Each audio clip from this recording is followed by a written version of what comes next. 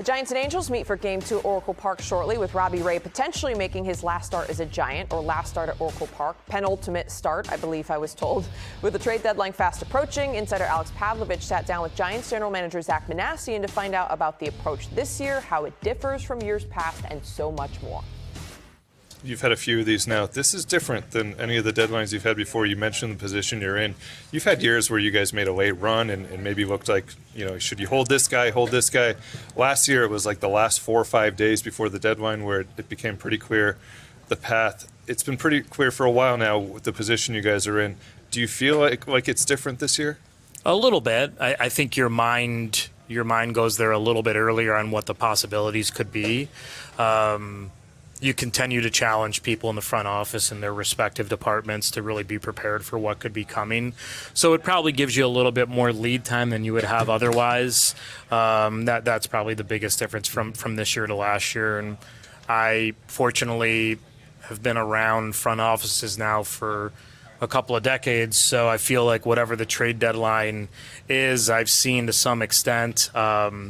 I believe I was with the Brewers in, I think it was our 2015 season, and we got off to a little bit of a tough start, and our focus went to this pretty early as well. And we ended up having a great trade deadline. I think it was the trade deadline of Josh Hader and Zach Davies and Adrian Hauser came over that trade deadline. So you try and take advantage of the time you have to prepare. Do you feel at all like you're kind of at the center of this deadline? I mean, you guys are in so many rumors. You have traditional guys like Robbie and Arias. You have the big guys like Chapman and Adames and Devers. They're talked about a lot. Do you feel that, or is that more external? Probably more external. I think to some extent you always feel at the center because the only room you can be in is yours. How much our decisions will affect other teams, yeah, maybe.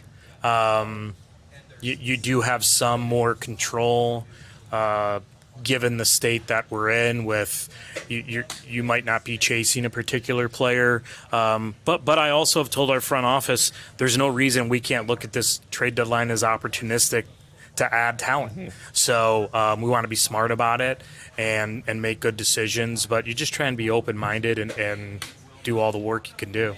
Buster said a couple times, once in this dugout, once with Kylan and I on this interview, that he doesn't want to trade Vogan. He's not going to entertain that. I would imagine you don't get calls on someone like Bryce. But the concept of people being untouchable, how do you draw the line of where you decide you will take calls on a guy or you won't even talk about it? Yeah, it's difficult. Look, whether we will or we won't, you can always assume that teams are going to call. So regardless of what you say, teams probably want to be able at least to go back to their front office group or their ownership group and say, we asked and we were told no. And obviously there are certain players that you feel are foundational players that are going to be here a long time, that mean a lot to the organization, a lot to the fan base, and players that are just really hard to envision there actually being value that could come back to replace that player. So it's difficult to say, this guy's untouchable, that guy's not untouchable.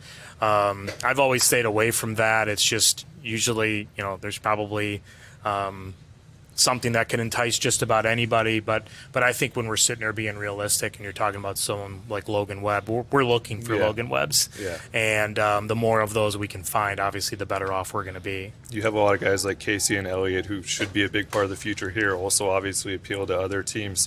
Are you in a position where you kind of owe yourself just to listen on almost anything?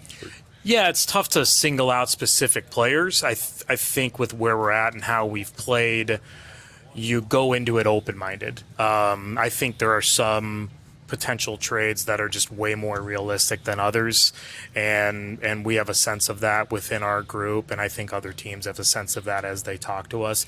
It doesn't mean they don't ask, but the likelihood of getting something done on a good young player who we expect to be here obviously is just not very high.